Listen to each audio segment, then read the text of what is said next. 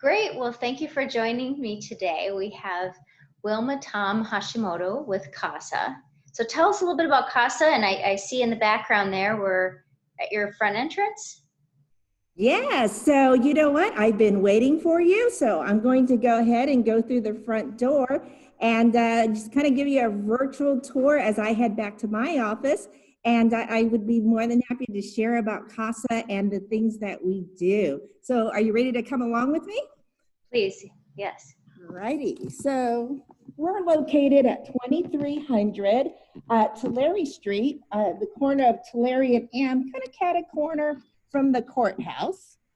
And here's our front sign. And what's interesting about this is this sign actually hung outside of our old office on Fulton Mall.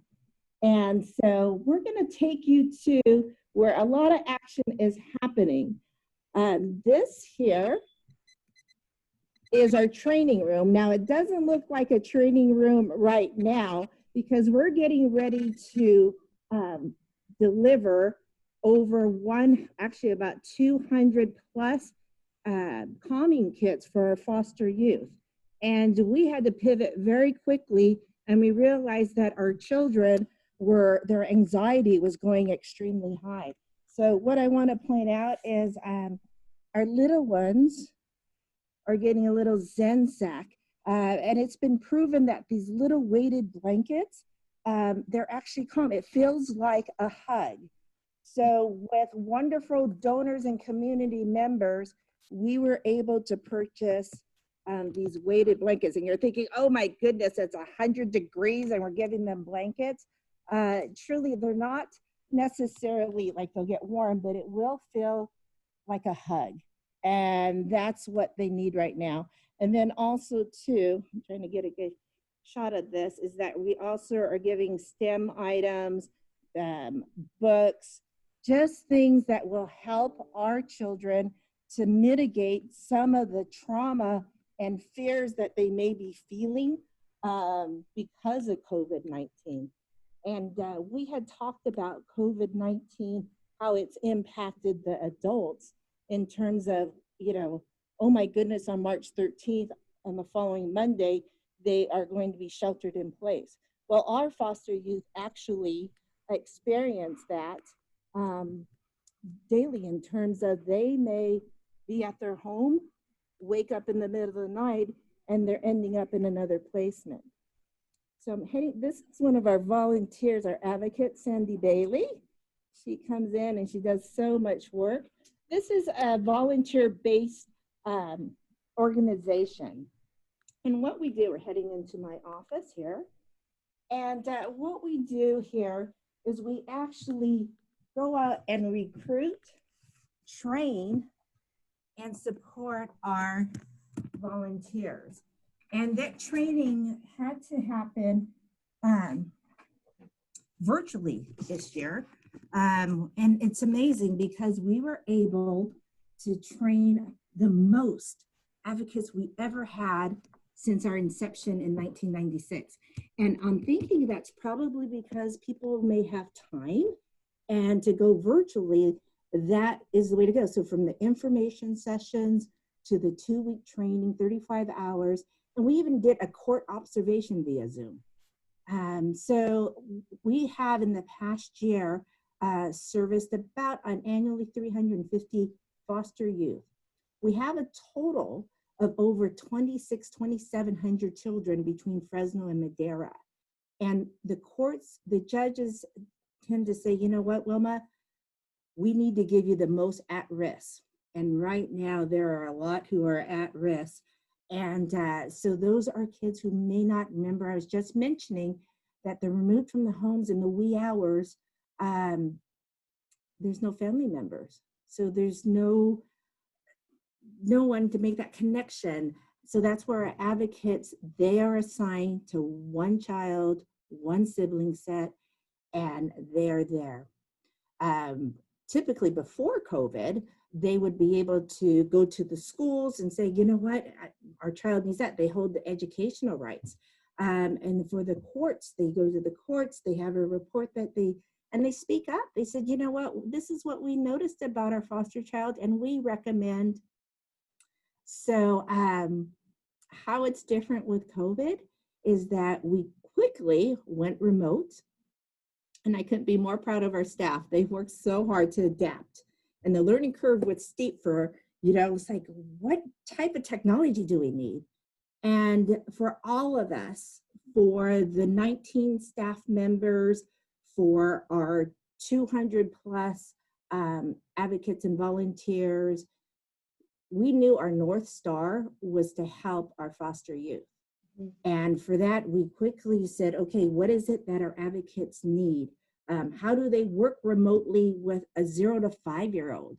It's like, okay, read them a story. And a lot of them, right, they're so used to like holding a little one. But our main concern we noticed quickly was for the older children who lost that structure, right? And here they were removed and chaos. The structure was their school, the teacher, their friends, the social. And we had to quickly go out and help mitigate some of the anxiety that was building. And then to now to hear most recently, and for the safety of everyone, is to have the schools closed. We need to think further ahead, 6 months, what is it that our kids need? And I tell people this is probably the hardest job I've ever had, but it's also the most rewarding. And we hear that not only of our staff, because they work hard, they're so entrenched in the stories, and we think about, we have our own children, and how could this happen to a child and happen over a number of years, and what will that be like, and how can we change the narrative for them so that they're successful? So we have to work through that trauma to get them to feel empowered to be successful, not just in school, but beyond.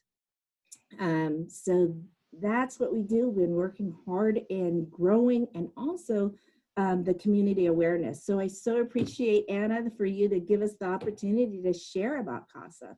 Oh, yes. Well, what an opportunity, I would think, for an adult who wants to give back and feel at service, because once you find something that works with a young person who wants to hear a story and learn to read, and you can do this back and forth, and they have that, be able to give back, but then also you build a relationship. For so many people that are isolated now, here's an opportunity to serve remotely.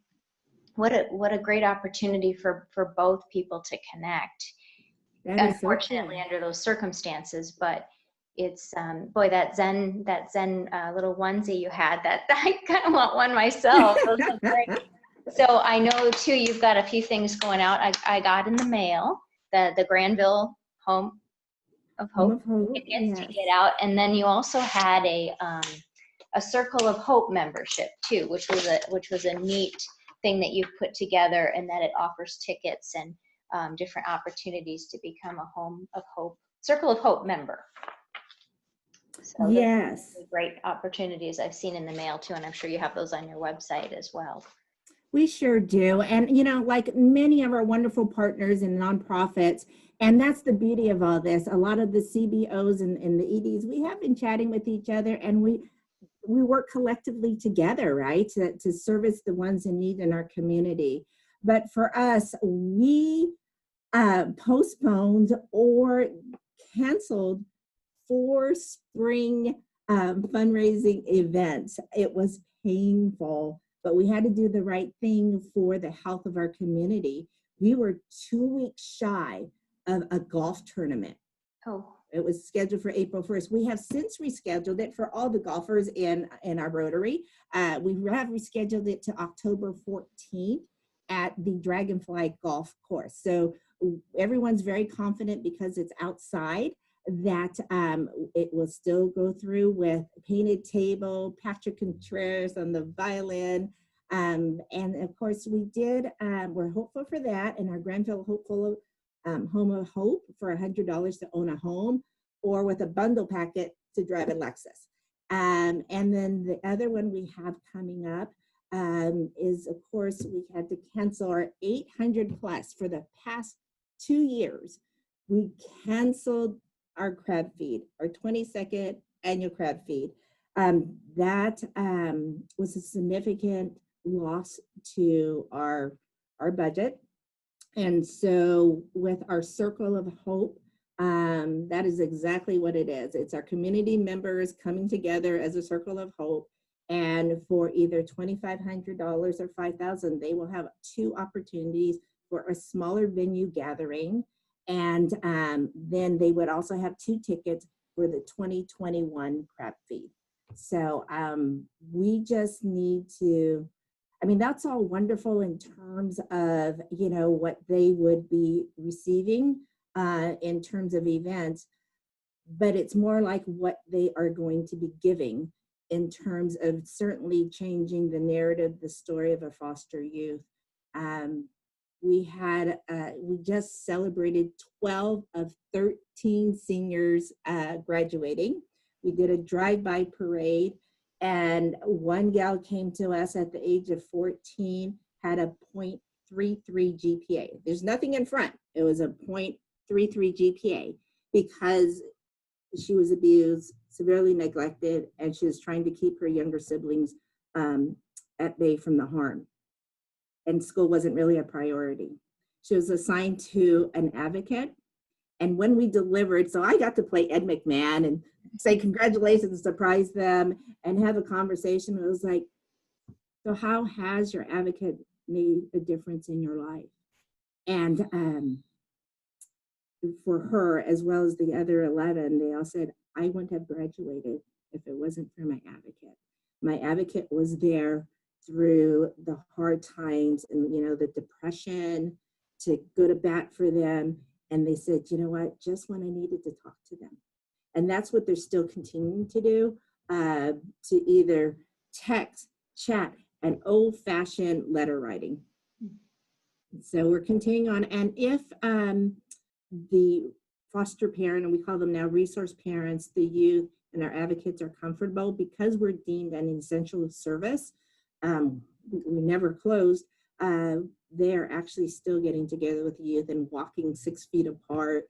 Many of them took it upon themselves and did DoorDash with their favorite meals, and just, you know, one was in the driveway and one was on the porch, and they just chatted, because that's the human connection that, right, we are all feeling. Well, by golly, that's what our kids need as well. Yeah. Well, Maureen Lewis, I think, was your sponsor for Rotary, and she's the one that got you into this. And I know a lot of our members have been CASA advocates too. So, and you felt the call to join CASA and get involved in Rotary as well. Too. Yes. So what you've been doing personally in your spare time here? What's been some things we maybe don't know about Wilma? You know, interesting enough, I don't know if necessarily there's a spare time. We were laughing about it. It's like, well, are you working at home or are you living at the office? Because, right, it's so easy to just, oh, I have an idea, I better get it done right now, and at 11 o'clock go over there. But most people may not know me. I am a total geek. I think most people would know that.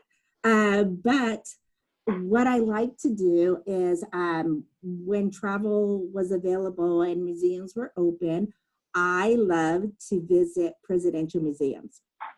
And it was my goal to have to visit all 13 by the time the Obama Presidential Museum opened up in 2022. So that's been a little delayed, but that is, it's interesting because when it comes to vacations, I don't really have to think about it. It's more like, well, where haven't I gone? And it's never really crowded, right? So it's kind of like, Abilene, Kansas, I'm good. I can get a good rate, and it's not ever really crowded. So that's what I like to do. And because I'm kind of also geeky like that, my collection, what do I collect? Every year, there is an Easter egg hunt at the White House. And so since Reagan is actually the one who started it, but I have the Easter egg collection of the White House egg roll. since 1989. Oh, neat. So yes, I'm sure no one would, you're looking at a wood egg, it's like, that's nice. But to me, my daughter laughs because it's right there on the coffee table. It's like, you look at it like it's a shrine. It's probably not worth much to anybody, but I just enjoy looking at that. And then plus to how I relax my downtime. I actually play Wordscape on the phone, and I'm not bad at it, actually. I think I broke the 116,000 point mark, and I'm at the 2,700th level. So yeah, I can talk about geeky things like that. That's for sure. So Well, good. Well, it'll be interesting to see if some of our other members have some of those similar interests too. I've been to the White House, and yeah, it's that token and that memory and association.